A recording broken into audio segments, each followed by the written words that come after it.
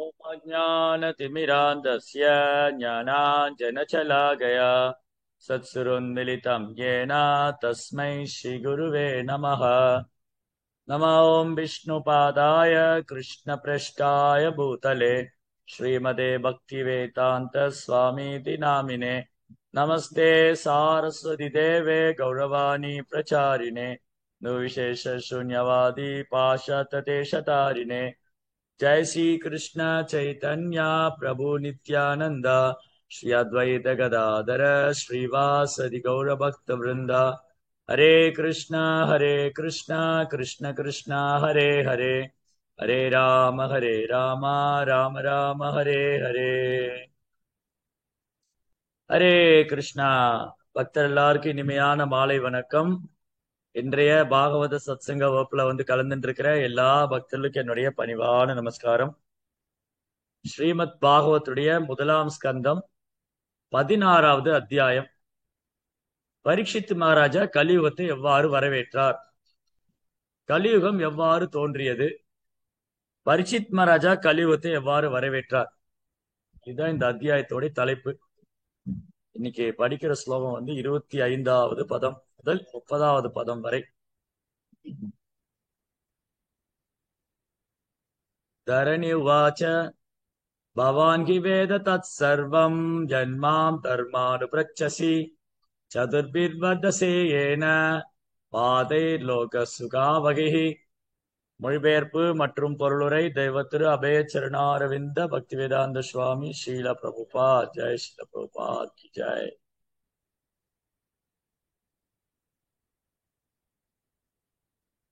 ஒரு பசுவின் உருவிலுள்ள பூமி தேவி ஒரு எருதின் உருவிலுள்ள தர்ம தேவதைக்கு பதிலளித்தது. ஓ தர்மமே, என்னிடம் விசாரித்தது எல்லாம் நீங்கள் நன்றாக அறிவீர்கள். அந்த கேள்விகளுக்கெல்லாம் நான் பதிலளிக்க முயற்சிக்கிறேன். முன்னர் நீங்களும் 4 கால்களுடன் தான் இருந்தீர்கள். அப்போது பகவானின் கருணையால் பிரபஞ்சம் முழுவதிலும் நீங்கள் மகிழ்ச்சியாக இருந்தீர்கள். சரி, அதாவது இங்க ஒரு அழகான கான்வர்சேஷன், ஒரு உரையாடல் நடக்குது. யாருக்குன்னா, எருதின் வடிவில் உள்ள தர்மதேவதை. தர்மதேவன் ஒரு எருதினுடைய வடிவில் இருக்காரு. பூமி தாய் பூமாதேவி ஒரு பசுவின் வடிவில் இருக்காங்க. இவங்க 2 பேரோட கான்வர்சேஷன், ரொம்ப அழகான ஒரு உரையாடல். பசு பூமி தாய் பூமாதேவி ஒரு பசுவோடைய வடிவில் இருக்காங்க, அழுதுட்டு இருக்காங்க. கண்ணெல்லாம் கண்ணீர் அழுதுட்டே இருக்கு. அப்போ எருது போய் பசுட்ட கேக்குது, ஏமா நீ அழுதுட்டு இருக்க, என்ன காரணம் அப்படின்னு கேட்டு ஒரு சில கேள்விகளா கேட்க. முன்னாடி ஸ்லோகத்துல பார்த்தோம், தர்ம தேவதையிலிருந்து நிறைய கேள்விகள்லாம் கேட்பான். இப்ப அந்த கேள்விகள்லாம் பதிலளிக்கக்கூடிய வகையில பசுவின் வடியில் இருக்கிற பூமி தேவி பேசுறாங்க. இந்த தர்மம் கூட ஒரு காலில் தான் நிக்குது. தர்மமே ஒரு காலில் தான் நிக்குது. அப்ப என்ன அர்த்தம்? இப்போ நம்ம ஒரு வீடு கட்டுறோம்னு வச்சுக்கோங்களேன். இப்ப எல்லாருமே இங்க இருக்கிற பக்தர்கள் எல்லாருமே வீடு கட்டியிருப்பீங்க. வீடு கட்டி கிரக பிரவேசம் பண்ணி இந்த வீட்டுல குடி போறோம். சோ ஒரு வீடு கட்டும் போது அந்த வீட்டுக்கு 4 கார்னர்லயும் 4 தூண்கள் இருக்கும். அந்த தூண்கள் தான் அந்த கட்டிடத்தை தாங்கி நிற்கின்றன. பவுண்டேஷன்ல இருந்து ஆரம்பிச்சு அஸ்திவாரத்திலிருந்து தூண்கள் இருக்கு. அந்த தூண்கள் தான் என்ன பண்ணுது, அந்த கட்டிடத்தை தாங்கி இருக்கு. தர்மா தாரேதே இது தர்மக, தாங்கி பிடித்திருப்பதான் தர்மம். தர்மம் என்றால் உயர்ந்த குறிக்கோளை, உயர்ந்த லட்சியத்தை, ஒரு உயர்ந்த இலக்கை உறுதியாக பிடித்திருப்பதான் தர்மம். தாரேதே இது தர்மக. அப்போ எப்படி ஒரு வீட்டுக்கு, ஒரு கட்டடத்துக்கு 4 தூண்கள் இருக்குமோ, அதுபோல தர்மத்துக்கும் 4 கால்கள் உண்டு. தர்ம தேவனுக்கு இந்த எருது வடிவில் இருக்காரு இல்லையா, இந்த எருது வடிவில் இருக்கிற தர்ம தேவனுக்கு 4 கால்கள். அதான் அடுத்த ஸ்லோகத்தில் இருக்கு, அந்த 4 கால்கள். சத்யம் சௌச்சம் தயா சாந்தி தியாக சந்தோஷ ஆர்ஜவம் சமோதபஸ்தப சௌமியம் திதிக்ஷோபரதி ஸ்ருதம். அதாவது பகவான் ஸ்ரீ கிருஷ்ணர், இப்ப இது ஒரு பக்கம் இருக்கட்டும், இதுக்கு முந்தின ஸ்லோகத்துல போயிட்டு திரும்ப வருவோம். இங்க தர்ம தேவதை கேட்ட கேள்விக்கெல்லாம் பசுவுடைய வடிவில் இருக்கிற பூமி தாய் பதில் சொல்றாங்க.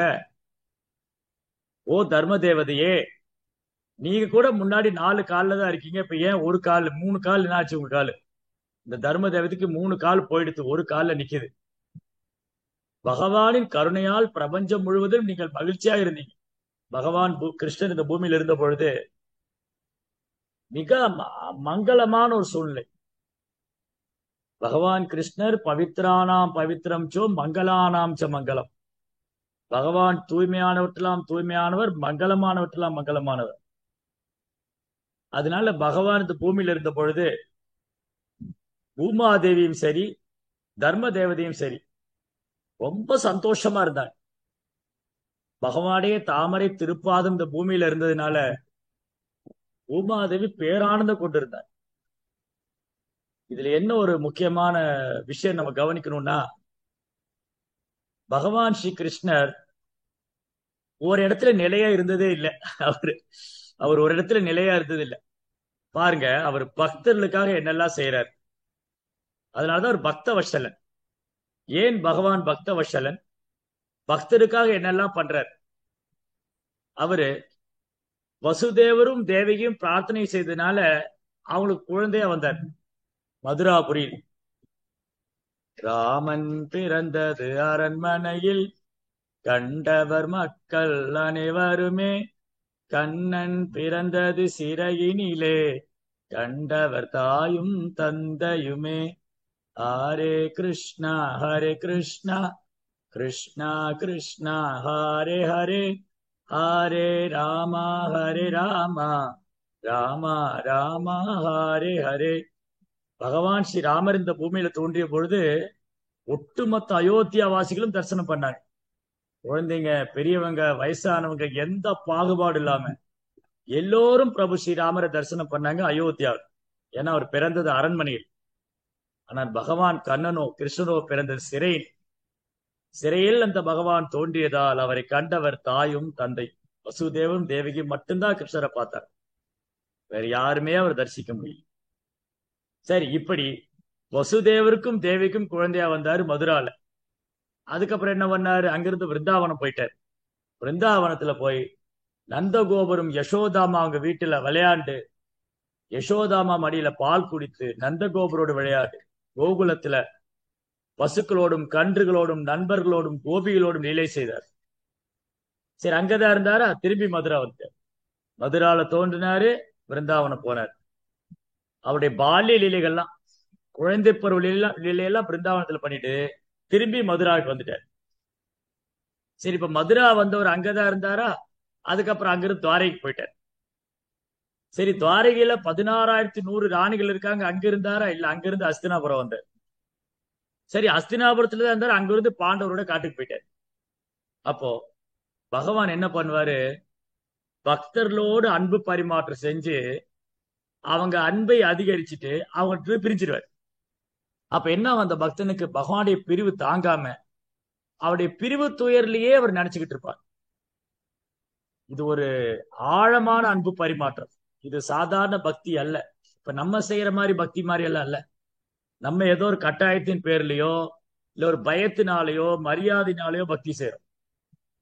ஆனா தூய பக்தருடைய பக்தி இருக்கு இல்லையா? தூய பக்தருடைய பக்தி பகவானுடைய பிரிவு தாங்காம அந்த பிரிவுலயே அழுது பகவானை நினைச்சிட்டு இருப்பாங்க. அப்போ வசுதேவருக்கும் தேவிக்கும் குழந்தையா வந்துட்டு அவங்களை பிரிவு துயரில் ஆழ்த்தி விட்டு பகவான் மதுராபுரி சென்று விட்டார். சாரி, பிருந்தாவனம் சென்று விட்டார். சரி, பிருந்தாவனத்திலிருந்து அங்க இருக்கிற பக்தர்களோடு அன்பு பரிமாற்றம் செய்து விட்டு அவங்களை பிரிவு துயரில் ஆழ்த்தி விட்டு அவர் என்ன பண்ணார்? துவாரைக்கு போயிட்டார். அங்க துவாரையிலிருந்து லீலைகள் செஞ்சுட்டு அங்க இருக்கிற துவாரகா ராணிகளை பிரிவு துறையில் ஆழ்த்தி விட்டு அவர் என்ன பண்ண அஸ்தினாபுரம் வந்துட்டார்.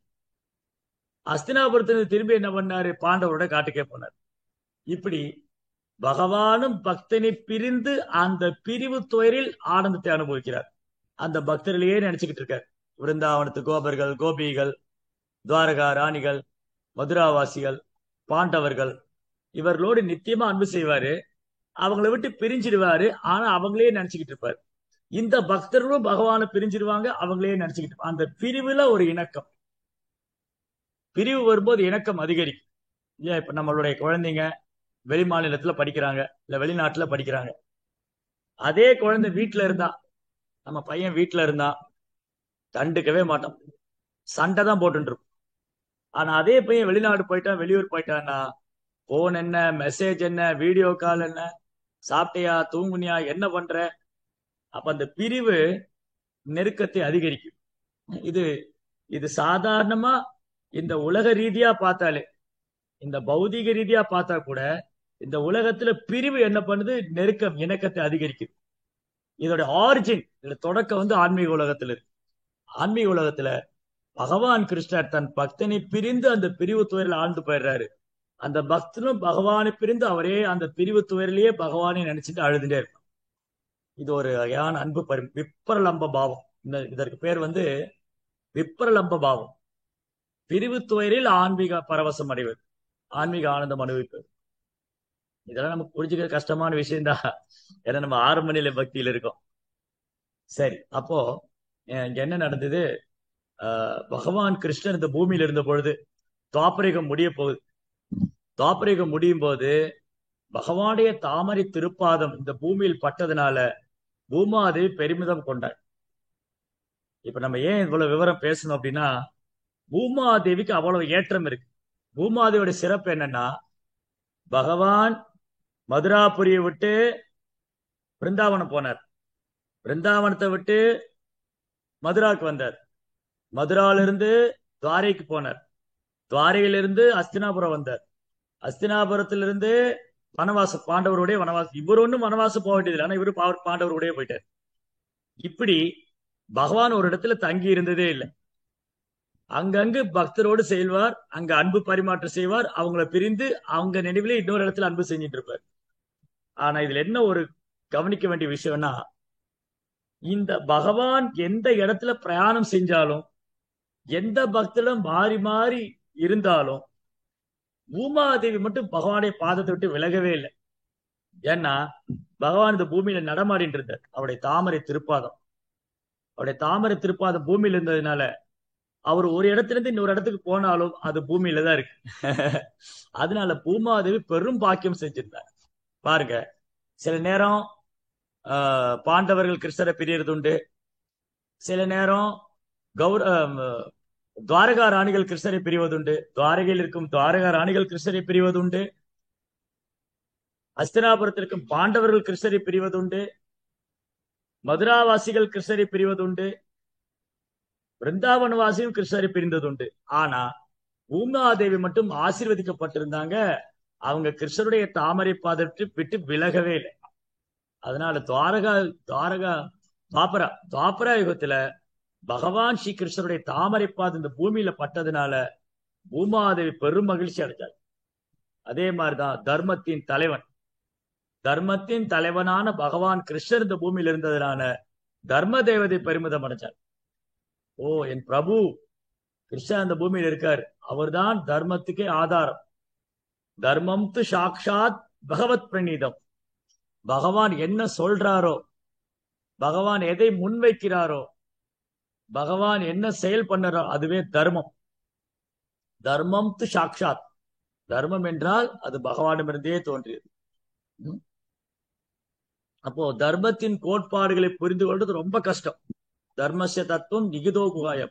எது தர்மம், எது அதர்மம், எது சரி, எது தப்பு, எது கூட வேண்டும், எது கூடாது, இதெல்லாம் ரொம்ப கடினமானது. இத சில நேரம் பண்டிதர்களே குழம்பி போயிடுவாங்க. கிம் கர்மேதி கிம கர்மேதி கவயோகி அத்திர மோகிதா. சில நேரம் பண்டிதன்மார்களே எது சரி எது தப்புன்னு யூகிக்க முடியாம கன்ஃபியூஸ் ஆயிடுவாங்க. அவ்வளவு சூட்சமானது தர்மத்தின் கொள்கைகள், அவ்வளவு நுணுக்கமானது. ஆனா அதை நாம் எவ்வாறு புரிந்து கொள்வது? சரிங்க, தர்மத்தை புரிஞ்சுக்கிறது கஷ்டம், அந்த தர்மத்தின் கோட்பாடுகள் ரொம்ப நுணுக்கமானது. அப்போ சில நேரம் பண்டிதர்மார்களே குழம்பி போயிடுறாங்க, இது சரியா தப்பா. அப்ப எது நான் எப்படி இதை புரிஞ்சுக்கிறது? அர்ஜுனனே குழம்பி போயிட்டாரு, இந்த யுத்தம் பண்ணலாமா வேண்டாமா, இது தர்மமா அதர்மமா, இந்த மகாபாரத யுத்தம் சரியா தப்பா, இது தர்மமா அதர்மமா, பண்ணலாமா வேண்டாமா, அர்ஜுனனே குழம்பி போயிட்டாரு. அப்போ 5000 வருஷத்துக்கு முன்னாடி பகவான் அருகாமையில் இருந்த ஒரு தூய பக்தன் அர்ஜுனனுக்கே குழப்பம் ஏற்படும் பொழுது நாம எவ்வாறு தர்மத்தின் கோட்பாடுகளை புரிந்து கொள்வது? மகாஜனோ என கத சம்பந்தாகா, மகாஜனங்கள், மாபெரும் பக்தர்கள், மகா பாகவதர்கள், ஆச்சாரியர்கள், குருமார்கள் அவங்களுடைய அடிச்சுவட்டை பின்பற்றும். ஏன்னா அவங்களாலதான் தர்மத்தின் கொள்கைகளை நம்ம கற்பிக்க முடியும். ஏன்னா அவங்க பகவானுடைய பிரதிநிதியா இருக்காங்க, பகவானுடைய பிரதிநிதியா இருக்கு. அதனால பகவான் இந்த பூமியில இருந்ததுனால தர்ம தேவதையும் ரொம்ப சந்தோஷமா இருந்தாங்க, பூமி தாயும் ரொம்ப சந்தோஷமா இருந்தாங்க. இப்ப துவாபரயுகம் முடிஞ்சு கலியுகம் தொடங்க போகுது. துவாபரயுகம் முடிஞ்சு கலியுகம் தொடங்க போகுது. துவாபரயுகத்துடைய முடிவுல பகவான் தன் லீலை அவதாரங்களை முடித்துக் கொள்கிறார். பகவானுடைய தெய்வீகமா லீலை அவர் முடிச்சுட்டார். அதனால இப்ப என்ன ஆச்சு? கலியுகம் தொடங்க போகுது. ஒரு பக்கம் பசு, பூமி தாய் பசு வடிவில் அழுதுகிட்டு இருக்காங்க. இன்னொரு பக்கம் தர்ம தேவதை ஒரு காலில் நின்றுட்டு இருக்காங்க. அப்ப இதுல முக்கியமான பாயிண்ட் என்னன்னா, இங்க பகவானுடைய தெய்வீகமான குணங்களை பற்றி வர்ணிச்சிருக்கு. ஏன் பகவானுடைய தெய்வீகமான குணங்களை வர்ணிச்சிருக்காங்க அப்படின்னா, அதுக்கு முன்னாடி இந்த 4 விஷயம் நம்ம தர்மத்தோடைய ஒரு கட்டிடத்தோடைய 4 தூண்களை பார்த்தோம் இல்லையா? ஒரு கட்டிடம் வலுவாக இருக்க வேண்டுமானால் அந்த கட்டிடத்தை தாங்கி பிடித்துக்கிற தூண் வலுவாக இருக்கும். அந்த தூண் சரியா இல்ல, நீங்க ஒரு வீடுக்கு பவுண்டேஷன் போட்டீங்க, பில்லர் சரியா போடல, அப்ப என்ன ஆகும்? வீடு இடிஞ்சு விழுந்து. அந்த வீடுக்கு பவுண்டேஷன் போடும்போது அந்த பில்லரை ஸ்ட்ராங்கா போட்டாதான் அந்த ஹவுஸ் அந்த வீடு சேஃப்டியா இருக்கும். அதே போலதான் தர்மத்துக்கு 4 கால்கள், தர்மத்தோடைய 4 தூண்கள்: சத்தியம், சௌச்சியம், தயா, சாந்தி. வாய்மை, தூய்மை, தவம், கருணை. 4 விஷயம்: வாய்மை, சத்தியம், சௌச்சம், தூய்மை, தயா, கருணை, தபம், தப வாழ்க்கை. இது தர்மத்தோடைய 4 தூண்கள்: வாய்மை, தூய்மை, தவம், கருணை. சத்தியம், சௌச்சம், தபா, தயா, தபா. 4. இது எல்லாமே பகவான் கிருஷ்ணன் முழுமையாக இருக்கின்றன. இது அவற்றிருந்து தோன்றுது. ஆனா பாருங்க, கலியுகத்துல துவாபரயுகம் முடிந்து பகவான் இந்த பூமி விட்டு மறைந்த உடனே அநீதிகளும் அக்கிரமங்களும் தடையலுக்கு ஆரம்பித்தது இந்த கலியுகம். கலியுகம் தொடங்கிடுச்சு. கலியுகம்னாலே சண்டை சச்சரவு நிறைந்தது, அநியாயங்களும் அதர்மங்களும் அநீதிகளும் நிறைந்தது.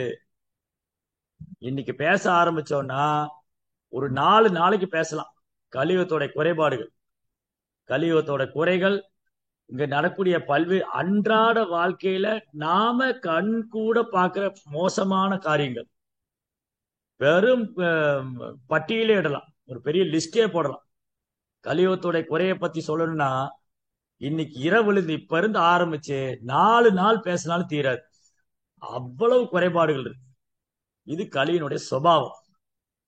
இந்த 4 யுகம் சத்திய, திரேத, துவாபரா, கலி, இது கால சக்கரம் சுழன்று கொண்டே இருக்கிறது. இப்ப நம்ம சைக்கிள் பெடலை மிதிக்கும் போது அந்த வீல் சுத்துது இல்லையா? சைக்கிள் பெடல் மிதிக்கும் போது வீல் சுத்தும், கடிகாரத்துல முள்ளு சுத்திக்கிட்டு இருக்கு. அந்த மாதிரி காலச்சக்கரம் சுழலும் போது இந்த 4 யுகங்களும் மாறி மாறி வருது. சத்திய, திரேத, துவாபரா, கலி. சத்திய, திரேத, துவாபரா, கலி.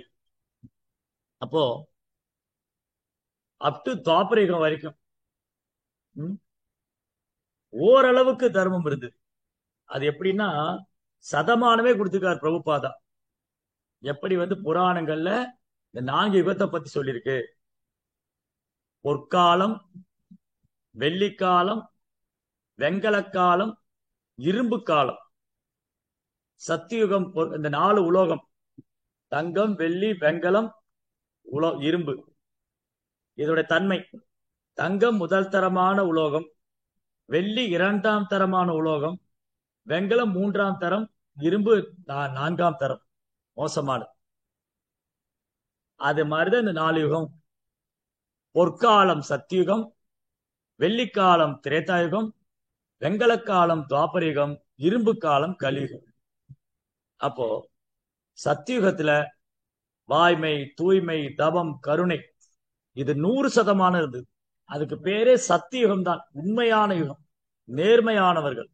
உண்மை, நேர்மை, தவம், கருணை, இரக்கம், அனைத்து குணங்களும் 100% பெற்றவர்கள் சத்தியுக மக்கள்.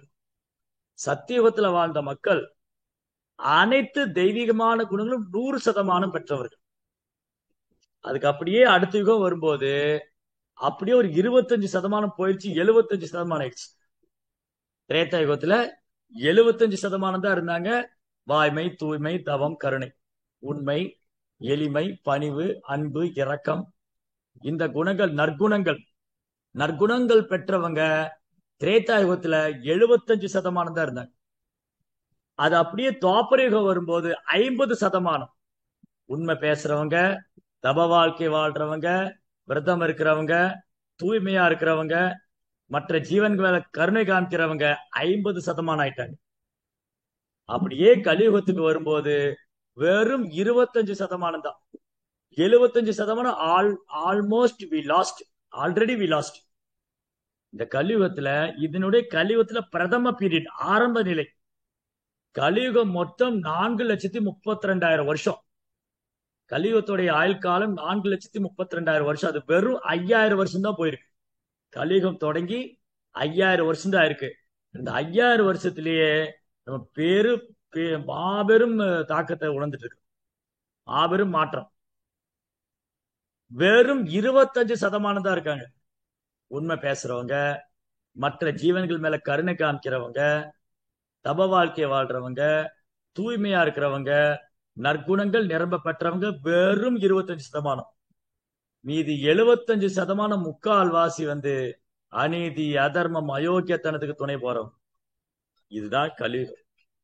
இப்படி கலியுகத்தை பற்றி பாகவதம் முதல் ஸ்கந்தம் 1ஆம் அத்தியாயத்திலேயே வியாசர் சொல்லிட்டார். பிராயேனா பாயே கலோ அல்பாயசு கேஜனா மந்தாசு மந்த மதையோ மந்த பாக்கியா பாத்திரதா. கலியுக மக்கள் அல்ப ஆயுசு. பாருங்க, 100 வயசு அது கூட வாழ முடியல. 60, 70லயே போயிடுறாங்க. இன்னைக்கு அதெல்லாம் கடந்து போய் 35 வயசுல ஹார்ட் அட்டாக், 30 வயசு 35ல ஹார்ட் அட்டாக். நான்லாம் சின்ன வயசுல, நான் ஒரு 80 கிட், நான் 80ல பிறந்த குழந்தை. நான் சின்ன வயசுல இருந்த போது இந்த 30, 35 வயசுல இருக்கிறவங்க மாரடைப்பு செத்து போனாங்க, அவங்க ஸ்ட்ரோக் வந்துருச்சு, பக்கவாதம் வந்துச்சு, நான் கேள்விப்பட்டதே இல்லை, நான் பார்த்ததும் இல்லை. எங்கேயாவது 1, 2 மாரடைப்பு கேள்விப்பட்டிருப்ப, அது வயசானவங்க. ஆனா இன்னைக்கு நாளுக்கு நாள் இளம் வயதிலேயே மாரடைப்பு இறந்து போறவங்க, பக்கவாதம் வந்தவங்க, பல்வேறு வியாதிகளால் அவதி விடுறவங்கள பார்க்கணும். களி ரொம்ப தீவிரமா பரவிட்டு இருக்கு. அல்ப ஆயுசு தான். இந்த 100 வயசே அல்ப ஆயுசு தான். சத்தியுக மக்கள் 1,00,000 வருஷம் வாழ்ந்திருக்காங்க. நம்ம சொன்னா நம்ம சிரிப்பாங்க, என்னங்க கதை விடுறீங்களா சாமி, அது எப்படி 1,00,000 வருஷம் வாழ முடியும்னு கேட்பாங்க. ஆனா ஆதாரம் உண்டு. வால்மீகி மகரிஷி 60,000 வருஷம் தவம் செய்ததா புராணம் சொல்லுது. அதனால நம்ம பார்க்காதனால, நமக்கு தெரியாதனால அது இல்லைன்னு ஆயிடாது. நான் ஒரு விஷயத்த பார்க்கல, எனக்கு ஒரு விஷயம் தெரியாது அப்படின்னா அது இல்லைன்னு ஆயிடாது. நான் பார்க்கல, எனக்கு தெரியாது, அவ்வளவுதான். இல்லையா? இன்னைக்கு ஒருத்தர் வாதம் செய்யலாம். என்ன வாதம் செய்யலாம்? கிருஷ்ணர் கடவுள் கிடையாது அப்படின்னு வாதம் செய்யலாம். இன்னைக்கு ஒருத்தர் கடவுள் கிருஷ்ணர் கடவுள் கிடையாது அல்லது கடவுளே கிடையாது அப்படின்னு வாதம் செய்யலாம். ஐயா, எதை வச்சு சொல்றீங்க நீங்க கடவுள் கிடையாது, கிருஷ்ணர் கடவுளே கிடையாதுன்னு? எனக்கு தெரியுங்க, நான் சொல்றேங்க அப்படின்னா காமிங்க பார்க்கலாம். கடவுள் இருக்காருன்னு முன்னாடி வர சொல்லுங்க. கடவுளைய அந்த மாதிரி சீப்பான கடவுள் இல்ல. கடவுளைய முன்னாடி கூட்டிட்டு வாங்க, அப்பதான் நான் நம்புவேன். நம்மனால பார்க்க முடியல, நம்மனால ஒரு விஷயத்த பார்க்க முடியல, நம்மளால ஒரு விஷயத்த உணர முடியலன்னா அந்த ஒரு பொருள் இல்லைன்னு ஆயிடாது. இல்லைன்னு ஆயிடாது. அதுக்கு பிரபார் கொடுக்குற உதாரணம், மஞ்சக்காமாலை வியாதி வந்தவனுக்கு சர்க்கரைய மருந்தா கொடுத்தாங்க. மஞ்சக்காமாலை வியாதி வந்தவங்களுக்கு சர்க்கரைய மருந்தா கொடுத்தாங்க. அவருக்கு அது நாக்குல இனிக்கவே இல்லை. இவரும் சாப்பிட்டுக்கிட்டே இருந்திருக்கிறாரு. ஒரு நாள் நோய் குணமாச்சு. அப்புறம் இனிக்குது. ஐயா, நீங்க என்ன மருந்து கொடுத்தீங்க? இனிக்குது எனக்கு. ஐயா, நான் ஆரம்பத்திலிருந்தே உங்களுக்கு சர்க்கரை தான் கொடுத்துட்டு இருந்தேன். உங்களுக்கு நாக்குல நோய் இருந்ததுனால அது இனிப்பு தெரியல. இப்ப நோய் குணமாயிடுச்சு, தெரியுது, அதான் மருந்து. அப்போ நோய் இருக்கிற வரைக்கும் தெரியல.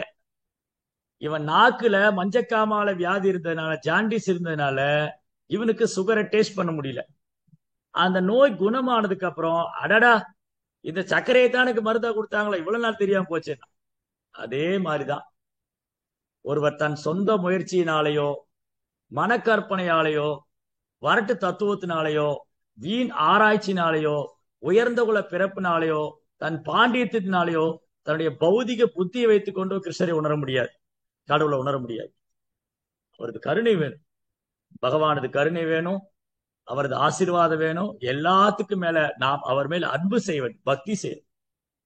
நம்ம பக்தி பண்ண அவர் தன்னை தானே வெளிப்படுத்துவார். அதனால இங்க சவாலெல்லாம் விட முடியாது. அதனால ஒருத்தர் உணராதனால அது இல்லைன்னு ஆயிடாது. இப்போ இன்னைக்கு நிறைய பேர் சத்சங்கத்துக்கு வந்திருக்கீங்க. இதுல குழந்தைகள் கூட இருக்கலாம், இல்ல உங்க குழந்தைகள் பள்ளிக்கூடத்துக்கோ கல்லூரிக்கோ போயிட்டு இருக்கலாம். அங்க பாடம் சொல்லி தராங்க, இத்தனாம் நூற்றாண்டில் அவுரங்கசீப் இந்தியா மீது படையெடுத்து வந்தார், நான் இதை நம்ப மாட்டேன் அப்படின்னு சொல்லுவோமா? நான் இதை நம்ப மாட்டேன், அவுரங்கசீப்பை வந்து என் கண்ணு முன்னாடி கொண்டு வாங்க, அப்பதான் நம்புவேன். அவுரங்கசீப் ஒருத்தர் இருந்ததுக்கான சாட்சி என்ன? உடனே சொல்ற வரலாற்று புக் எடுத்து பாருங்க, இத்தனாம் நூற்றாண்டுல இந்த இடத்துல அவுரங்கசீப் பிறந்தாரு, இங்க வாழ்ந்தாரு, இந்த மாதிரி ராஜ்யம் பிடிச்சாரு, எல்லாம் எவிடன்ஸோட இருக்கு. ஓ சரி சரி, அப்ப நம்புறேன். ஆனா நேர்ல பார்க்கல, எனக்கு சொல்லி கொடுத்த டீச்சரும் பார்க்கல, அவனுக்கு சொல்லி கொடுத்த டீச்சரும் பார்க்கல. அப்ப வரலாற்றுல இருக்கு. வரலாறு ரொம்ப முக்கியம், வரலாற்றுல இருக்கு. அந்த வரலாறை எடுத்து கொண்டு வந்து இந்த ஹிஸ்டரி பாருங்க, இதோட ஹிஸ்டரியில இருக்கு. இந்த இந்த நூற்றாண்டுல இந்த மன்னர் இருந்தாரு, அக்பர் இந்த நூற்றாண்டுல ஆட்சி பண்ணாரு, அவுரங்கசீப் இந்த நூற்றாண்டுல வந்தாரு, கஜினி முகமது இந்த நூற்றாண்டுல படையெடுத்து வந்தாரு. கொள்ளையடிக்க வந்தவன் திருட வந்தவன் பேரெல்லாம் வரலாற்று புக்ல இருக்கு. நம்ம ஊர் பெரிய பெரிய பேரரசர்கள், பரீட்சித்து, துருவர், பிரகலாதன், அம்பரீஷன், பரதன், இந்த பூகோளத்துக்கே பாரத வருஷம் என்ற பேர் வாங்கி கொடுத்த பரதன், அவங்க ஹிஸ்டரி எல்லாம் எங்க போச்சுன்னே தெரியல. அவங்க வரலாறு சரித்திரம் எல்லாம் எங்க போச்சுன்னே தெரியல. சரி, அது வேற டிபார்ட்மெண்ட், அதை விட்டுருவோம். இங்க பாயிண்ட்டுக்கு வருவோம். இங்க விஷயம் என்னன்னா, அவுரங்கசீப்ப நானும் பார்த்தது இல்ல, என் டீச்சரும் பார்த்தது இல்ல, அவங்களுக்கு சொல்லி கொடுத்த டீச்சரும் பார்த்தது இல்ல. இப்படியே ட்ரேஸ் பண்ணி பின்னாடி போனா ஒரு காலத்துல ரெக்கார்டு இருக்கு, பார்த்தவங்க இருக்காங்க, சொல்லி இருக்காங்க, நம்ம ஏத்துக்கிறோம். அதே போலதான் பௌதிகமான வரலாற்றை நம்பக்கூடிய நாம ஏன் ஆன்மீக வரலாற்றை மறுக்க வேண்டும்? பௌதீகமான வரலாற்றை மேல நம்பிக்கை வைக்கிற நாம ஸ்கூல்ல போய் டீச்சர்கிட்ட கேட்டு பயிற்சி எழுதி பாஸ் பண்ணி மார்க் வாங்கிடும். அப்ப அதுக்கு நமக்கு கொடுக்கக்கூடிய சிரத்தை, நம்பிக்கை ஏன் கிருஷ்ணர் மேல கூடாது? ஆம், பாகவதம் எடுத்துரைக்கிறது, பகவத்கீதை கூறுகிறது, இதிகாச புராணங்கள் கூறுகின்றன, ஆச்சாரியர்கள், ஆழ்வார்கள், குருமார்கள், சாதுக்கள் உறுதிப்படுத்தியிருக்காங்க. பகவான் ஸ்ரீ கிருஷ்ணர் பரமபுருஷோத்தமனான முழுமுதற் கடவுள். அதற்கான சான்றுகள், அவர் தோன்றிய இடம், அதனுடைய பல்வேறு லீலைகள் நடந்த இடங்கள் அனைத்தும் உண்டு, இன்றும் உண்டு. அதே பேரால் அழைக்கப்படுகிறது. துவாரகா, மதுரா, பிருந்தாவனம், கோவர்தனம், யமுனா நதி அனைத்தும் உண்டு. இதெல்லாம் இருக்கு, கிருஷ்ணர் இல்லைன்னு என்ன அர்த்தம்? இதெல்லாம் இருக்கு, ஒத்துக்கிறேன். கடவுள் எங்க? உன்னால பார்க்க முடியாது, அதனால நீ உணரல. உணராதனால பார்க்க முடியல, பார்க்காதனால உணர முடியல. அப்ப என்ன பண்ணணும்? பக்தி இருந்தா மட்டும்தான் இதெல்லாம் உணர முடியும். சரி, அப்ப பாயிண்ட் என்னன்னா, இங்க இந்த யுகங்கள், கலியுகத்துல மக்கள் ரொம்ப துர்பாக்கியசாலிகளாகவும் அல்ப ஆயுசு உள்ளவங்களாகவும் சண்டை சச்சரவே பிரியர்களா இருக்காங்க. ஒரு வீட்டுல 2 பேர், கணவன் மனைவி 2 பேர் இருந்தாலும் சண்டை போட்டுக்குவாங்க. அதுக்கப்புறம் கணவன் மனைவி இருந்தா சண்டை போட்டுக்கிறேன், அப்பா அம்மா 2 அண்ணன் தம்பி 2 சகோதரர் சண்டை போட்டு நிம்மதி இல்லை. இப்படி சாரி, ஏதோ ஒரு வகையில இங்க குழப்பத்திலே இருக்க. சரி, அப்போ இந்த ஸ்லோகத்துல இந்த சத்தியம், சௌச்சியம், தயா, சாந்தி, இந்த தெய்வீகமான குணங்கள் அனைத்தும் பகவான் கிட்ட முழுமையா இருக்கிறதா பூமி தேவி தர்மராஜர்கிட்ட சொல்றாங்க. பாருங்க, பகவான் கிருஷ்ணர்கிட்ட என்னென்ன தெய்வீகமான குணம் இருக்கு, அனைத்து தெய்வீக சமஸ்த குணகண தாமா, எல்லா தெய்வீகமான குணத்தின் இருப்பிடம் பகவான்.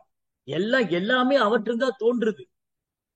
அவர் இல்ல ஒண்ணும் கிடையாது, அவர் இல்லாம ஒண்ணும் கிடையாது, அவரின்றி ஒரு அணுவும் அசையாது. சந்திரனோ சூரியனோ சமுத்திரமோ எந்த கிரகங்களோ கோள்களோ எதுவும் இயக்காது, எல்லாம் ஸ்தம்பிச்சு போயிடும், எல்லாம் ஸ்தம்பிச்சு போயிடும். அந்த பகவானுக்குள்ள இந்த மாதிரி தெய்வீகமான குணங்கள், உண்மை, பகவான் பரமசத்தியம். சத்தியம் வேணா மாறலாம், ஆனா பரமசத்தியம் என்றும் மாறாது. அது உன்னதமான சத்தியம். தூய்மை, பவித்ரானாம் பவித்ரம், தூய்மையானவற்றெல்லாம் தூய்மையான. இரக்கம் பாருங்க, பகவான் கிட்ட இரக்கம் இல்லைன்னு சொன்னா அவர் இந்த பூமியில அவதரிப்பாரா? சரி, இந்த ஜீவாத்மா என்னை விட்டு போயிட்டான், போயிட்டு போகட்டும், எனக்கு என்ன வேற சேவகனா இல்ல.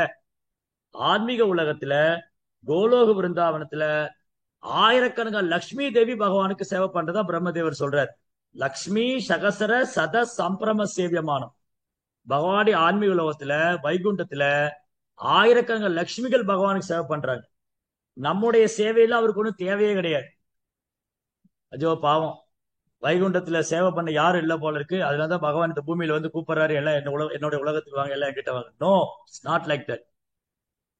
அந்த ஆன்மீக உலகத்துல பகவானுக்கு கோடிக்கணக்கான ஆத்மாக்கள் சேவை பண்ணிட்டு இருக்காங்க, ஆயிரக்கணக்கான லட்சுமிகள் சேவை பண்ணிட்டு இருக்காங்க. ஆனாலும் தன் காரணமற்ற கருணை இரக்கத்தினால் பகவான் இந்த பூமிக்கு இறங்கி வர்றார். நம்ம எல்லாம் கவருவதற்காக, நம்ம எல்லாம் மீண்டும் அழைத்து செல்வதற்காக. அவருடைய காரணம் அதான் இரக்கம்.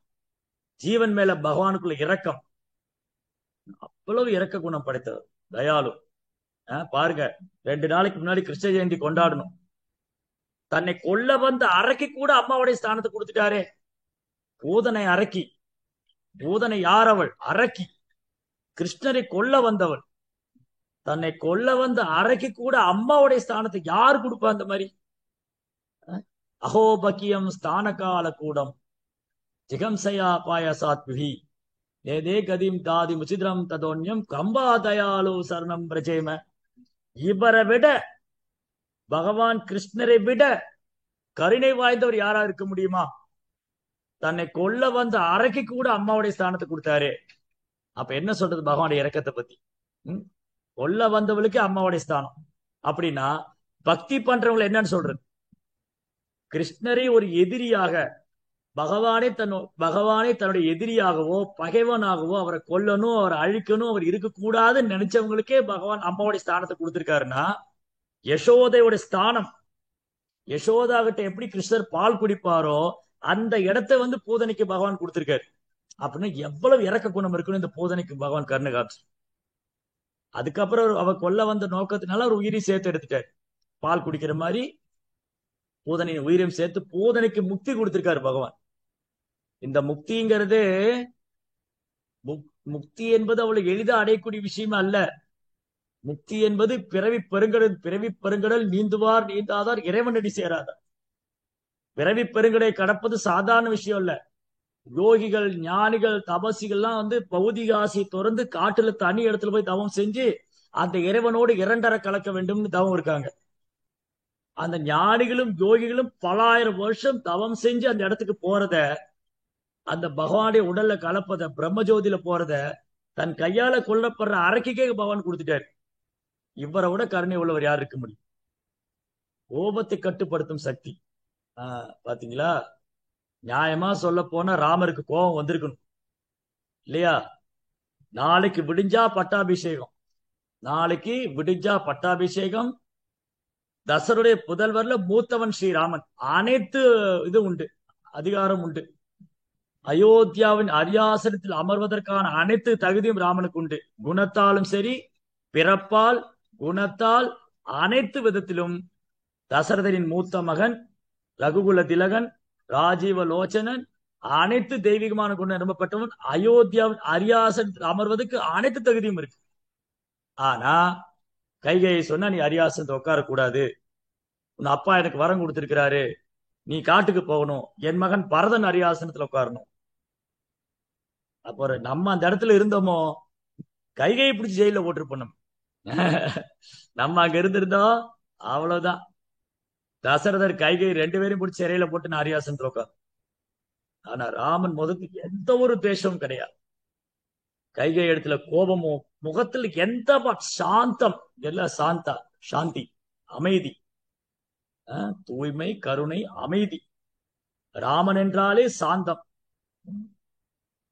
அமைதி, எந்த ஒரு முகத்துல எந்த ஒரு மாற்றமும் இல்லை, சிரிச்சுண்டே அப்படியே ஆகட்டுங்க. என் தந்தையாருடைய விருப்பம் அப்படின்னா அதை நிறைவேற்றுவது தமையனின் கடமை. தந்தையின் கட்டளையை நிறைவேற்றுவது என் கடமை, நான் அவ்வாறே செய்யறேன். ராமருக்கு எந்த ஒரு கோபம் வரல. சக்தி என்னது? கோபத்தை கட்டுப்படுத்தும் சக்தி. அனைத்து சக்திக்கு பெறப்படும் அவர்தான். சுய திருப்தி, செல்ஃப் சாட்டிஸ்பைட். பகவான் தன்னில் திருப்தி அடைபவர். அதனாலதான் பகவானை பத்தி சொல்லும்போது ஆத்மாராமா. ஆத்மாராமானா ஆத்மரதி. பகவத்கீதையில இந்த வேர்டு இருக்கு, ஆத்மரதி. பாகவதத்துல ஆத்மாராமா, தன்னில் திருப்தி அடைபவர். பகவானும் பகவானது தூய பக்தர்களையும் வெளியிலிருந்து நம்ம திருப்திப்படுத்தவே வேண்டாம், அவங்க தன்னில் திருப்தி அடைவாங்க. இப்போ என்ன புகழ்ந்தா சந்தோஷம். இப்ப என்ன என் முன்னாடி யாரோ ஓ சாமிஜி நீங்க அப்படி நீங்க எப்படின்னா எனக்கு ரொம்ப சந்தோஷமாயிடும். என்னை திட்டுனா வருத்தமாயிடும். என்னை பத்தி குறை சொன்னா கோபம் வரும். என்னை பத்தி புகழ்ந்தா சந்தோஷம், என்னை இகழ்ந்தா அவமானம். இதெல்லாம் எனக்கு இருக்கு, இதெல்லாம் எனக்கு இருக்கு. ஆனா பகவானுக்கு இது எதுவுமே கிடையாது. அவர் இதுக்கெல்லாம் அப்பாற்பட்டவர். பகவானும் அவர் தூய பக்தரும் தன்னில் திருப்தி அடைகிறவங்க. அவங்க வெளியிலிருந்து யாரும் சந்தோஷப்படுத்த வேண்டாம், அவங்க தன்னில் உணர்ந்து தன்னில் திருப்தி அடைகிறவங்க. நேர்மை பாத்தீங்களா? தந்தையார் கொடுத்த வாக்கு, அப்பாவுடைய வாக்கு காப்பாத்தணுங்கிறதுக்காக தன்னுடைய சுகதுக்கத்தை எல்லாம் விட்டுட்டு அந்த வாக்குறுதியை காப்பாத்துங்கிற ஒரே நோக்கத்துக்காக அது வாழ்நாள் முழுவதும் கடைபிடிச்சார். தசரதர் மறைந்ததுக்கு அப்புறம் கூட சொல்றாங்க, இதா அப்பா இல்லையே. பரதன் சொல்றாரு, அப்பா தானே வர வாங்கினார், இப்ப இல்லையே, பரவாயில்ல நீங்க வாங்க ராமா, நீங்க அரியாசனத்துக்கு வாங்க, நான் காட்டுக்கு போறேன்னு. முடியாது, அப்பாவுடைய கட்டளை நான் நிறைவேற்றியே தருவேன். அதுல எந்த காம்ப்ரமைஸ், எந்த ஒரு மாற்றமும் கிடையாது. மனக்கட்டுப்பாடு. வாழ்நாள் முழுதும் சீதை மட்டுமே தனக்கு மனைவியாக. ஒரு சத்திரியன், ஒரு சத்திரியன் என்ற முறையில ஒரு மன்னன் எவ்வளவு பெண்களை வேணாம் திருமணம் செய்யலாம். நீங்க பாத்தீங்கன்னா வசுதேவர், தசரதர், இவங்க நிறைய மனைவிகள் இருந்தாங்க. சித்திரகேது, ஏன் பகவான் கிருஷ்ணருக்கே கூட 16,108 மனைவிகள் இருந்தாங்க. ஆனா ராமனுக்கு ஒரே மனைவிதான். அன்று முடிவு செய்தார், இந்த அவதாரத்தில் சீதை மட்டுமே என் மனைவி. அதை வாழ்நாள் முழுவதும் கடைபிடிச்சார். மன உறுதி, மனக்கட்டுப்பாடு, எந்த விதத்திலும் ஒரு கிளர்ச்சி அடையவே இல்லை. சீதையை காட்டுல விட்டுட்டு கூட யாகம் செய்யும் போது சீதையை போலவே ஒரு தங்க விக்கிரகம் செய்து அருகாமையில் அமர்த்தி கொண்டார். தன் தர்ம பத்தினியான சீதையை போல ஒரு விக்கிரகம் செய்து அந்த விக்கிரகத்தை தன் பக்கத்தில் அமர்த்தி வைத்துக் கொண்டு யாகம் செய்தவர். எப்படி? அவர் புலன்களுக்கு அரசன், ரிஷிகேசன். கிருஷ்ணா புலன்களின் எஜமானன். கோவிந்தன், பசுக்களுக்கு புலன்களுக்கு இன்பம் தருபவர். அவரது புலன்கள் எல்லாம் ஆன்மீகமானது. அங்கா நியஷ கலேந்திரி அவிருத்தி மந்தி பஷ்யந்தி பாந்தி கலயந்தி சிரம் ஜகந்தி ஆனந்த சின்மய சதுஜ்வல விக்கிரஹஸ்ய கோவிந்தமாதி புருஷம் தமகம் பஜாமி. இப்போ என்னால கண்ணால பார்க்கதான் முடியும், அது கூட முழுமையாலாம் பார்க்க முடியும். ஒரு குறிப்பிட்ட தூரம் வரைக்கும் பார்க்கலாம். இப்ப கரண்ட் இருக்கிறதுனால நான் பேசிட்டு இருக்கேன், பார்த்துட்டு இருக்கேன். இப்ப கரண்ட் இல்லைன்னா என் சப்தம் மட்டும் தான் கேட்க முடியும், நீங்க பார்க்க முடியாது இல்லையா? அப்ப இந்த கண்ணுக்கு ஒரு சக்தி என்னது? சரி, நான் பேசுறேன், எவ்வளவு சத்தமா பேச முடியும்? இங்க இருந்து ஒரு 10 பேர் கேட்கற அளவுக்கு பேசலாம். அதுக்கப்புறம் பின்னாடி உள்ளவங்க கேக்குதா, கேட்கலீங்களே, சரி மைக் எடுத்துட்டு வாங்க, நான் பேசுறது கேட்க மாட்டேங்குதா அவங்களுக்கு இல்லையா? அப்ப என் புலன்கள், ஜீவாத்மாவை என்னுடைய புலன்கள் குறைபாடுடையது, ஏன்னா அது பௌதிகமானது. என் புலன்கள் குறைபாடுடையது, பௌதிகமானது. ஆனா கிருஷ்ணனுடைய புலன்கள் ஆன்மீகமானது. அது ஒரு அங்கம் இன்னொரு அங்கத்தோட வேலை செய்யும். பகவானால கண்ணால சாப்பிட முடியும், காதால பார்க்க முடியும். அவருடைய ஒரு அங்கம் இன்னொரு அங்கத்தோட வேலை செய்யும். அங்கானி எஸ்ய சகல இந்திரிய விருத்தி மந்தி. ஏன்னா அவர் புலன்கள் எல்லாம் ஆன்மீகமானது.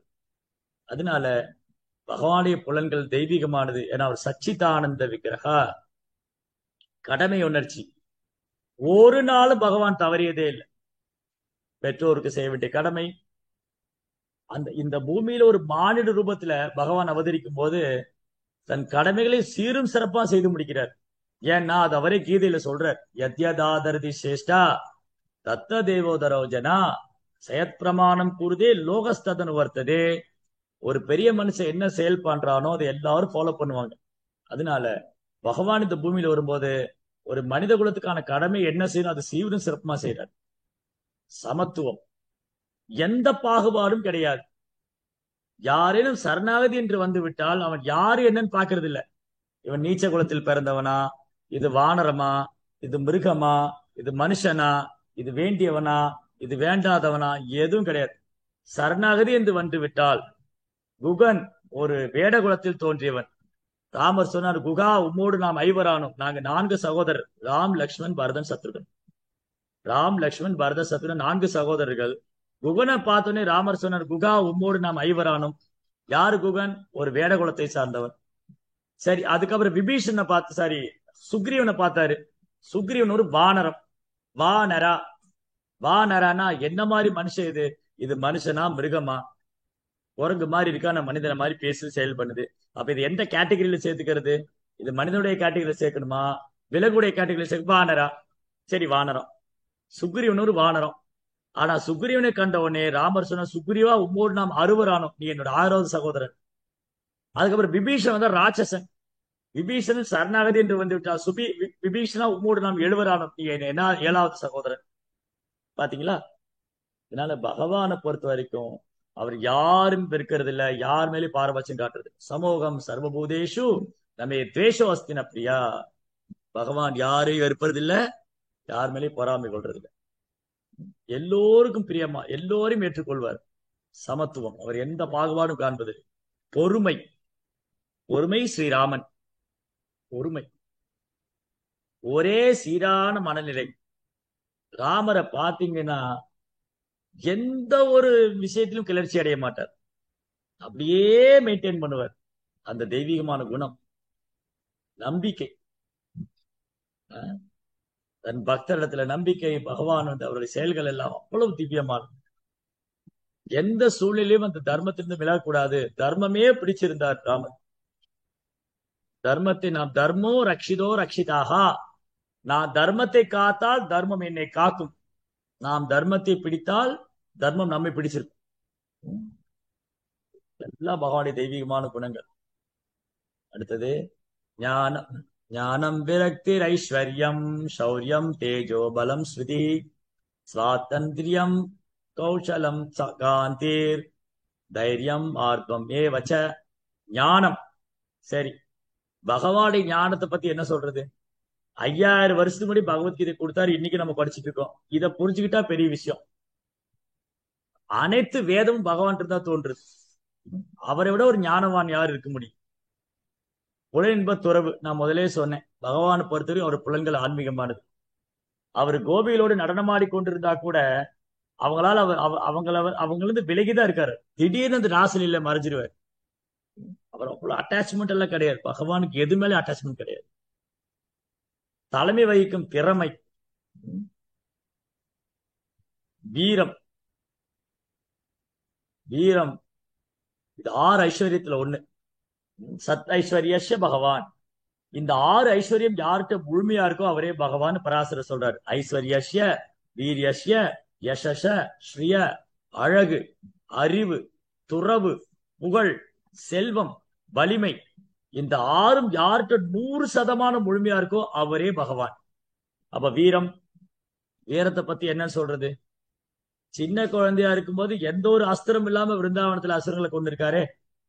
3 மாத குழந்தை பூதனை வதம் செய்யும் போது, 6 வயது கோவர்த்தனத்தை கொடையா பிடிக்கும் போது என்ன சொல்றாரு வீரத்தை பத்தி? பகவானுடைய வீரத்தை பத்தி என்ன சொல்றது? நிறைய உதாரணம் கொடுத்துக்காரு பிரபுபாத் பொருள் வரையில. ராமர் வந்து சத்திரியருக்கு சில சேலஞ்சு வரும், தன் வீரத்தை காமிச்சு சுயம்பரத்துல பெண்களை மணக்கணும். சோ ராமன் அந்த சிவதனுசை முறித்து சீதையை கரம் பிடித்தார். சோ கிருஷ்ண பகவான் கூட 16,108 ராணிகளையும் சவால் பண்ணி தான் கல்யாணம் பண்ணிக்கிட்டார். நம்மள மாதிரி சாதாரணமா கல்யாணம் பண்ணிக்கல, வெறும் சேலஞ்ச். ருக்மணியை ஒரு சுயம்பரத்துல கடத்திட்டு வந்தார். அப்புறம் ஜாம்பவான் கூட சண்டை போட்டு தன் வீரத்தை காமிச்சு ஜாம்பவதியை கல்யாணம் பண்ணார். நாக்னஜித்னு ஒரு மகா இளவரசி, ராஜகுமாரி. அவங்க ராஜ்யத்துல 7 காளை இருக்கு. 7 காளையும் சாதாரணப்பட்ட காளைகள் அல்ல, பிரம்மாண்டமான காளைகள். அந்த காளையோட திமில் எல்லாம் பருத்து பெருத்து இருக்கும். கொம்புகள் நீண்டு உயர்ந்திருக்கும். அந்த கொம்புகள் தங்கத்தாலும் வெள்ளியாலும் ஆபரணங்களால் அலங்கரிக்கப்பட்டிருக்கும். சீரிப்பாயும் காளைகள் 7 காளை. ஒரு நாள் இந்த நாக்குநிச்சயத்து ராஜா வந்து அனௌன்ஸ் பண்றாரு. இதனால சகலமானவருக்கு தெரிவிப்பது என்னவென்றால், நாக்குநிச்சயத்து மகாராஜா தன் மகள் நக்னஜித்தை மனம் பிடிக்க விரும்புபவர்கள் தங்கள் ராஜ்யத்தில் இருக்கும் 7 காளைகளை அடக்கினால் அந்த ராஜகுமாரியை கரம் பிடிக்கலாம். ஒருத்தரும் முன் வரல. ஒரு காளை அடக்கிறதுக்கே துணிச்சல் வேணும்.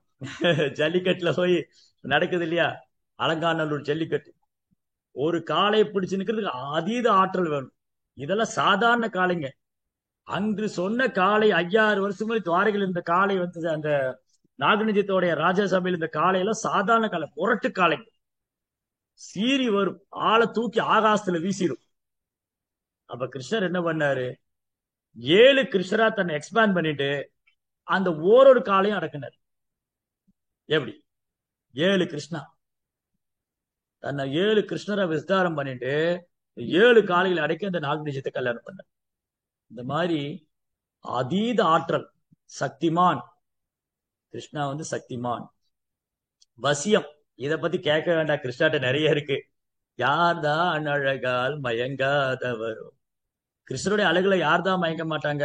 ஆக்கர் செய்தி கிருஷ்ணா எல்லாரையும் வசீகரித்து விடுவார். அனைத்தையும் சாத்தியமாக்கும் சக்தி. சர்வசிய ஆதாரம் அச்சிந்திய ரூபம் ஆதித்ய வர்ணம் தமச பரஸ்தார். அவர் சக்திமான், அனைத்து சக்தியும் அவருக்குள்ள இருக்கு. சர்வஸ்ய பிரபவோ மத்த சர்வ பிரவர்த்ததே. இந்த ஜட உலகம் ஆன்மீக உலகம் அனைத்துக்கும் அவர் தான் ஆதாரம். அதனால அவரால் சாத்தியமாகாது என்ன உண்டு? பகவானால சாத்தியப்படாத ஒண்ணும் கிடையாது. அனைத்தையும் சாத்தியமாக சரியான கடமையை நிறைவேற்றுதல், பூர்ண சுதந்திரம். கிருஷ்ணா ஸ்வராட், முழு சுதந்திரம். பகவானுடைய சுதந்திரத்துல யாரும் தலையிட முடியாது. திறமை, எல்லா அழகிலும் முழுமை, அமைதி, இலகிய மனம். அந்த இலகிய மனம் இருக்கிறதுனாலதான் பகவான் இந்த பூமிக்கே வர்றாரு. இல்லாட்டி இந்த பூமியில கலியுகத்துல தேவர் கூட வர விரும்ப மாட்டாங்க, அவ்வளவு மோசமான இடம். ஆனா கிருஷ்ணா தன் காரணமற்ற கருணையினால் வருகிறார். பிராகல்பியம் பிரஸ்ரீலம் சக ஓஜோ பலம் பக காம்பீரியம் ஸ்தைரியம் ஆஸ்திக்யம் கீர்த்தி மானோ அனகங்கிருதி புத்தி சாதுரியம். எவ்வளவு புத்தி சாதுரியம் கிருஷ்ணாவுக்கு. மண்ணை சாப்பிட்டு சாப்பிடவே இல்லைன்னு சொன்னவர் தானே. ஒரே லீலையில பல அற்புதங்களை பண்ணுவார். ஒரு அவதாரத்துல பல லீலைகள் செய்வாரு, ஒரு லீலையில பல அவதாரம் எடுப்பார். பாருங்க கிருஷ்ணாவுடைய அமானுஷ்யமான சக்தி என்னன்னா, ஒரு அவதாரம் கிருஷ்ண அவதாரத்துல பல்வேறு லீலைகள் பண்றாரு. பிருந்தாவன லீலை, மதுரா லீலை, துவாரகா லீலை, ஹஸ்தினாபுரம், எல்லா இடத்துலயும் லீலை பண்றாரு. பார்க்கடல் ஒரு லீலை, அதுல பல்வேறு அவதாரம். கூர்ம அவதாரம், தன்வந்திரி அவதாரம், அஜிதாங்கர் அவதாரம், அப்புறம் வந்து மோகினி அவதாரம். என்ன முடியாத அவரால முடியாத ஒண்ணும் கிடையாது. சாமர்த்தியமா சாதுரியமா எல்லாம் செய்வார். அதனாலதான் ஒரு புழுமுதற் கடவுள். மரியாதை ஒரு நாளும் அது தவறுனதே இல்லை கிருஷ்ணர்கிட்ட. அது பகவான் இந்த பூமியில வந்த போது எப்படி வந்து பிராமணர்கள், வைணவர்கள், பெரியவங்க, தாய் தந்தை, ஆச்சாரியின் இடத்துல மரியாதை செய்யணும். வசிஷ்டருடைய பாதம் தொட்டு வணங்குறார். சாந்திபனி முனி, கிருஷ்ணர் வந்து அவருடைய குருவான சாந்திபனி முனியின் பாதம் தொட்டு வணங்குறார். குந்தி தேவியின் பாதம் தொட்டு வணங்குறார். யுதிஷ்டிர தர்மர், அவர் பாதம் தொட்டு வணங்குறார். சுதாமா ஏழை பிராமணன், அவருக்கு சேவை பாத பூஜை செய்யறார். என்னதான் சொல்ல முடியும்? எப்படி சொல்லி முடிக்க முடியும்? பகவானுடைய குணங்களை பத்தி சொல்லுங்கன்னா அது எப்படி சொல்லி முடிக்க முடியும்? அதவா பகுநேத்தேன கிம்பாத்தேன தவார்ஜுனா நிஷ்டப்தியாகம் இதம் கிருஷ்ணம் ஏகாம்ஸ்தேன ஸ்திதோ ஜெகத். பகவானுடைய வைபவங்கள் எல்லையற்றது, அதை சொல்லி எல்லாம் முடிக்க முடியாது. சாமஸ்த குணகன தாம, எல்லா தெய்வீகமான குணத்தின் இருப்பிடம் அவர். எப்படி சொல்லி முடிக்க முடியும்? அனந்த தேவனுக்கு 1000 தலைங்க. அந்த 1000 தலைகள் கொண்ட அனந்த தேவனாலேயே பகவானுடைய லீலைகளையும் மகிமைகளையும் சொல்லி முடிக்க முடியல அவருடைய தெய்வீகமான குணங்களை. இப்ப சாதாரண அல்ப ஜீவராசி நம்மளால எப்படி சொல்ல முடியும்? ஆஹ் பெருந்தன்மை, மன்னிக்கும் தன்மை. பகவானை யாராவது சொல்லிட்டா கூட மன்னிச்சு விட்டுருவார். பெருந்தன்மையோட விட்டு சரி பரவாயில்ல சொல்லிட்டு போட்டு. சரி, நான் மகாபாரதத்துக்கு ஆயுதம் எடுக்க மாட்டேன், மகாபாரத யுத்தத்தின் போது ஆயுதம் எடுக்க மாட்டேன்னு சொல்லிட்டேன். சரி பரவாயில்ல. ஆனா என் பக்தனுக்கு ஆபத்துன்னு நான் சும்மா இருக்க மாட்டேன். அர்ஜுனனுக்கு ஆபத்து இருந்து பகவான் ஆயுதம் தூக்கிட்டார். அந்த பக்கம் பீஷ்மர் சபதம் போட்டு வந்திருக்காரு, இன்னைக்கு நான் அர்ஜுனனை கொல்லுவேன், இல்ல அந்த வாசுதேவன் ஆயுதம் எடுக்க வைப்பேன். இப்ப என்ன பண்றது? ரெண்டுல ஒண்ணு நிறைவேற்றி ஆகணும். பகவான் பெருந்தன்மையோடு தன்னுடைய வாக்குறுதியை பொய்யாக்கி பீஷ்மனுடைய வாக்குறுதியை உறுதிப்படுத்தினார். எல்லா அறிவிலும் பூரணத்துவம். ஆயிரக்கலைகள் 64 நாட்களே கற்றுக்கிட்டார் பகவான். இன்னைக்கு நாம எல்கேஜில இருந்து இப்ப பிளே ஸ்கூல்ல இருந்து படிக்க ஆரம்பிச்சிட்டாங்க. குழந்தை பிறந்து வீட்டுல வச்சுக்க முடியாம பிளே ஸ்கூல்ல கொண்டு விட்டு விளையாட்டு ஸ்கூல்னு ஆரம்பிச்சு, அதுக்கப்புறம் ப்ரீ கேஜி, எல்கேஜி, யூகேஜின்னு வருஷ கணக்கா படிச்சுக்கிட்டு இருக்காங்க. ஆனா பகவான் ஆயிரக்கலைகள் 64 நாட்களே கற்றுக்கிட்டார். ஏன்னா அந்த கலைகளின் பிறப்பிடமே அவர்தான். அவர்தான். எக்ஸிக்யூட்டிங் கெப்பாசிட்டி, நன்கு நிறைவேற்றும் திறமை, எல்லா புலன்பு பொருட்களையும் பெற்றிருத்தல். அவர்கிட்ட என்ன இல்லை? ஐஸ்வர்ய தாமம், துவாரகை, வைகுண்ட தாமம், அனைத்தும் அவருக்குள்ள இருக்கு. மகிழ்ச்சி, எப்போதும் திருப்தி விட்டு இருக்க மகிழ்ச்சியோட. அசைக்க முடியாத தன்மை, உறுதி, விசுவாசம், புகழ், வழிபடும் தன்மை, அகம்பாவம் இல்லாமல் பாரு. கிருஷ்ணன் அகம்பாவமே கிடையாது. எவ்வளவு கருணை உள்ளவர், அகங்காரமே கிடையாது. அது எப்படி நான் உட்கார வேண்டிய அரியாசனத்துல பகவான் பரதனை உட்கார வைக்கலாம்? எப்படி அதுக்கு என்னுடைய தந்தையா இருந்த அனுமதி கொடுக்கலாம்? ஒண்ணு கிடையாது. இதை பத்தி மைண்ட் பண்ணவே கிடையாது.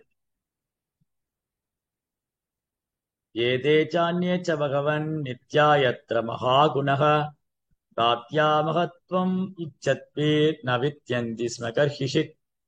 திருத்தல், அதாவது பரமபுருஷரான பகவானாக நித்தியத்தன்மை மற்றும் பல்வேறு உன்னத குணங்கள், இவை அனைத்தும் அவரிடமிருந்து ஒருபோதும் பிரிக்க முடியாதபடி அவரிடம் நித்தியமாக உள்ளன. இந்த தெய்வீகமான குணங்களை பகவான் பிரிக்கவே முடியாது. அனைத்து தெய்வீகமான குணம் நிரம்ப பெற்றவர். இப்போது ஏனாகம் குணபாத்திரேன ஸ்ரீனிவாசேன சாம்பிரதம் சோஷாமிரகிதம் லோகம் பாப்மனா கலினேக்ஷிதம். அந்த பரமபுருஷர், எல்லா நற்குணங்களுக்கும் அழகுக்கும் பிறப்பிடமான பகவான் ஸ்ரீ கிருஷ்ணர் பூமியில் அவர் நிகழ்த்திய உன்னதமான லீலைகளை இப்பொழுது முடித்துக் கொண்டு விட்டார். அவர் இல்லாத இந்த நேரத்தில் களி தன் ஆதிக்கத்தை எல்லா இடங்களிலும் பரவ செய்துள்ளது. எனவே இந்நிலையை கண்டு நான் வருத்தப்படுகிறேன். ஏன் பூமி அழறாங்க? பூமாதேவி பசு வடிவில் அழுகிறதுக்கான காரணம், பகவான் நம்மளை விட்டு பிரிஞ்சிட்டாரு, பகவான் இந்த பூமி விட்டு மறைஞ்சிட்டாரு. எப்படா பகவான் போவா நம்ம உள்ள வரலான்னு களி காத்துட்டு இருந்தான். பகவான் இந்த பூமி விட்டு மறையணும், நான் போகணும்னு களி காத்துட்டு இருந்தான். பகவான் மறைந்த உடனே களி தலைவிரித்தாட ஆரம்பித்து விட்டு ஆக்கர்ஷிச்சு குதிக்கிறான் களி. இன்னைக்கு பாருங்க, களி விஸ்வரூபம் எடுத்து ஆடிட்டு இருக்கு. என்னது? இப்ப பார்த்த தெய்வீகமான குணம் எல்லாம் மக்கள் இடத்துல பாக்குறது மிகவும் அரிதா இருக்கு. உண்மை, தூய்மை, வாய்மை, தூய்மை, தவம், கருணை, அன்பு, எளிமை, இரக்கம், பணிவு, புலனடக்கம், சுயக்கட்டுப்பாடு, மனக்கட்டுப்பாடு எங்க இருக்கு மக்கள் கிட்ட? கலியுகத்துல இத்தகைய தெய்வீக குணங்களை காண்பது மிகவும் அரிதாகிவிட்டது, மிகவும் அரிதாகிவிட்டது. காரணம், பகவானை விட்டு பிரிந்ததினால் இந்த ஜீவாத்மா அறியாமையினாலும் புலன்பத்தில் பாதிக்கப்பட்டு 3 குணத்துடைய தாக்குதலால தானே அனுபவிக்கும் என்று பொய் அகங்காரம் கொண்டிருக்கு. இந்த பொய் அகங்காரம், பொய் கர்வம், பேராசை, பொறாமை, காமம், கட்டுக்கடங்காத ஆசை, இதெல்லாம் கலியுகத்துடைய தாக்கம். அதுல மக்கள் மாட்டிட்டு கஷ்டப்பட்டு இருக்காங்க. அப்போ ஒரே வழிதான் இருக்கு. கலியுகத்தை பத்தி நம்ம முன்னே சொன்ன மாதிரி, கலேர் தோஷ நிதிராஜன் அஸ்தி ஏகோ மகாத்குணா. கலியுகத்துல குற்றங்களும் குறைகளும் சமுத்திரம் போல சொல்லிகிட்டே இருக்கலாம், முடியவே முடியாது. அரசியல்வாதி சரியில்லை, சினிமா நடிகர் சரியில்லை, அப்பா சரியில்லை, அம்மா சரியில்லை, டீச்சர் சரியில்லை, ஸ்டூடெண்ட் சரியில்லை, ஆன்மீகவாதி சரியில்லை, கோயில் ஸ்தலங்கள் சரியில்லை, வியாபார ஸ்தலம் ஆயிருச்சு, அப்படியா இப்படியே பேசிக்கிட்டே போலாம், ஒரு முடிவே வராது. ஆனாலும் பாகவதம் என்ன சொல்லுது? கலேர் தோஷ நிதிராஜன். ஓ நிதிராஜா, கலியுகத்துல பல்வேறு குற்றங்களும் குறைகளும் தோஷங்களும் இருந்தாலும் ஒரு நன்மை உண்டு. என்ன நன்மை அது? கீர்த்தனாயவ கிருஷ்ணஸ்ய முக்த சங்க பரம் விஜேத். பகவானுடைய புனிதநாமான நாம சங்கீர்த்தனம். ஹரே கிருஷ்ணா ஹரே கிருஷ்ணா கிருஷ்ண கிருஷ்ணா ஹரே ஹரே, ஹரே ராம ஹரே ராம ராம ராம ஹரே ஹரே. நாம சங்கீர்த்தனம் பண்ணும்போது ஒருத்தர் எல்லா விதமான கலியோட தாக்கத்திலிருந்து தன்னை காப்பாற்றிக் கொள்ளலாம். அதனால பகவான் இந்த பூமியை விட்டு மறைஞ்சதுனால எல்லா ஐஸ்வர்யம் தெய்வீகமான குணம் பகவான் கூடயே போயிடுது. பகவான் எப்ப இந்த பூமியை விட்டு மறைந்தாரோ அனைத்து தெய்வீகமான குணங்களும் ஐஸ்வர்யங்களும் அவர் கூடயே போயிடுது. அப்போ சவுனகாதி முனிவர் கேட்டாங்க, கலியுக மக்களுக்கு பகவான் எதை விட்டுட்டு போனார்? எல்லாம் அவர் பின்னாடி போயிடுது. பகவான் இந்த பூமி விட்டு மறைந்த உடனே அனைத்து ஐஸ்வர்யங்கள் அனைத்து நற்குணங்கள் எல்லாம் அவர் பின்னாடி போயிடுது. அப்ப கலியுக மக்களுக்கு என்ன, எப்படி அவங்க தன்னை காப்பாத்திக்கிறது, எப்படி அவங்க சர்வே ஆகுறது, என்ன பண்ணணும் அவங்க, எப்படி இந்த கலியினுடைய இந்த கலியினுடைய தாக்கத்திலிருந்து ஒருவர் தன்னை காத்து கொள்வது எவ்வாறு, அதுக்குதான் பகவான் ஸ்ரீமத் பாகவத்தை விட்டுட்டு போயிருக்காரு. பகவான் பாகவதத்தை விட்டுட்டு போயிருக்காரு. பாகவதம் பகவானும் வேறு வேறு அல்ல. இவ்வளவு நேரம் பாகவதம் படிச்சோம் இல்லையா, கலியோட சிறு தாக்கம் கூட நம்ம கிட்ட கிடையாது. ஏன்னா நம் மனம் சிந்தனை புத்தி எல்லாம் இதுல இருந்து பாகவதத்தை விட்டு அந்த பக்கம் வந்துட்டா போச்சு. அப்போ பாகவதம் தான் நம்மை காப்பாற்றுது கலியுகத்து. எவ்வளவுக்கு எவ்வளவு நம்ம பாகவத தர்மத்தை பின்பற்றுறோமோ அவ்வளவுக்கு எவ்வளவு நம்ம கலியோட தாக்கத்தை தப்பிச்சுக்கலாம். இது ஒண்ணு. ரெண்டாவது பகவானுடைய ஹரிநாமம். பகவான் கலியுகத்துல நாம ரூபத்துல, கலிகாலே நாம ரூபே கிருஷ்ண அவதாரி. பகவான் கலியுகத்துல தன் நாமத்துல இருக்கார். அவர் நாம ரூபமே, நாமமே ரூபமா இருக்கார். ஹரே கிருஷ்ணா கிருஷ்ண கிருஷ்ணா ஹரே ஹரே, ஹரே ராம ராம ராம ஹரே ஹரே. இந்த மகா மந்திரம் பகவானும் வேறு வேறு இல்ல, பாகவதும் பகவானும் வேறு வேறு இல்ல, தூய பக்தரும் பகவானும் வேறு வேறு இல்ல, பக்தி தொண்டும் பகவானும் வேறு வேறு இல்ல. அனைத்தும் பகவானோடு சம்பந்தப்பட்ட அனைத்தும் அதீத ஆற்றல் படைத்தது. இந்த வாய்ப்பை நாம் பயன்படுத்தி கொண்டால் தூய பக்தருடைய வழிகாட்டுதல், பக்தர் சங்கம், பாகவதம் படிக்கிறது, பாகவதம் கேட்கறது, நாம ஜபிக்கிறது, இந்த 5 விஷயத்தை நம்ம தீவிரமா பின்பற்றினா கலி புருஷன் நம்ம கிட்ட நெருங்கவே முடியாது. கலி நம்ம மேல ஆதிக்கம் செலுத்தவே முடியாது. நம்ம எங்க இருந்தாலும் நிம்மதியா அமைதியா ஆனந்தமா இருக்கலாம், சந்தோஷமா இருக்கலாம். பகவானுடைய இருப்பு, பகவானை நம்ம உணரலாம் இந்த 5 விஷயத்தை ஃபாலோ பண்ணா. பாகவதம் படிக்கிறது, பாகவதம் கேட்கறது, பக்தர் சங்கத்தில் இருக்கிறது, நாம ஜபிக்கிறது, நம்ம சொன்னேன் இந்த 5 விஷயங்கள், பக்தி தொண்டு, இந்த 5 விஷயம் நம்ம பண்ணிட்டு இருந்தோம்னா கலி புருஷன் நம்ம மேல செயல்படவே முடியாது. அதனால எக்காரத்தை கொண்டும் பக்தர் சங்கத்தை கைவிடக்கூடாது, பாகவத வகுப்பு விட்டுறக்கூடாது, தவறாம பாகவத வகுப்புல கலந்துக்கணும், பாகவதம் படிக்கணும், பக்தர் சங்கத்தில் இருக்கணும், நாம ஜபிக்கணும், பக்தி தொண்டு செய்யணும். இது பண்ணும்போது இங்க பார்த்த அனைத்து பகவான்கிட்ட என்னென்ன தெய்வீகமான குணம் இருக்கோ, இங்க நாம பார்த்த பகவானுடைய அனைத்து தெய்வீகமான குணமும் தூய பக்தி தொண்டை பயிற்சி பண்ற பக்தன்ட்ட ஒன்னொன்னா வர ஆரம்பிக்கும். எந்த எந்த எந்த நல்ல குணம் எல்லாம் நம்ம கிட்ட இல்லாம கலியுகத்துல தீய குணங்களால பாதிக்கப்பட்டிருக்கிறோமோ, பக்தி தொண்டு செஞ்சு பகவானை பற்றி கேட்பதால, பாடுவதால, நினைவில் கொள்வதால படிப்படியா அந்த அசுர குணம் நம்மளை விட்டு போய் பகவான் இருக்கிற தெய்வீகமான குணம் எல்லாம் நம்ம கிட்ட தோன்ற ஆரம்பிக்கும். அதுக்கு நம்ம தூய பக்தருடைய சங்கத்துல இருந்து அதை பிராக்டிஸ் பண்ணணும். हरे कृष्णा। रंद्रा श्रीमद् भागवतम की जय, श्रील प्रभुपाद की जय।